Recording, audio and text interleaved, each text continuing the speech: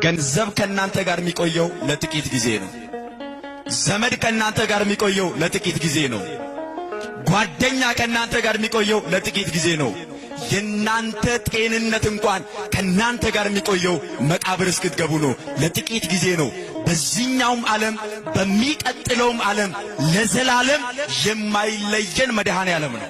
እርሱን ነው መደገፍ ያለብን። እርሱን ነው መጠየቅ ያለብን። ለእርሱ ነው መገዛት ያለብን። ለእርሱ ነው መታዘዝ ያለብን። ሁል ጊዜ መከራ ቢመጣ፣ ፈተና ቢመጣ፣ ስቃይ ቢመጣ፣ ሐዘን ቢመጣ ከሰማይ በታች የትኛውም ነገር በሕይወታችን ቢያጋጥመን ቶሎ ብለን ማስተዋል የሚገባን እግዚአብሔር ከኔ ጋር ነው፣ አልፈዋለሁ። ማን ከኔ ጋር ነው? መድኃኔዓለም ከኔ ጋር ነው፣ እሻገራለሁ። አማኑኤል ከኔ ጋር ነው፣ ድል አደርገዋለሁ ብለን ነው ማመን የሚገባን። ችግሩ ግን እኛ ሕይወት ውስጥ የሆነች ነገር ስትመጣ ያለንን ነው ቅድሚያ ምን ሰጠው። ገንዘብ ያለው ሰው በገንዘቡ የሚያሸንፍ ይመስለዋል። ስልጣን ያለው በስልጣኑ የሚሻገር ይመስለዋል። ዘመድ ያለው በዘመዱ የሚያልፈው ይመስለዋል። ገንዘብም ስልጣንም ዕውቀትም ብልሃትም ጉልበትም ኃይልም አላፊ ጠፊ ነው። ለዘላለም የሚያሻግር ማን ብቻ ነው? ክብርና ምስጋና ለስሙ ይሁን። አመስግኑት እግዚአብሔርን። ሕይወት በመካከላቸው ሳለ ስለ ሞት ይጨነቁ ነበር። በጣም ፈሩ፣ ደነገጡ።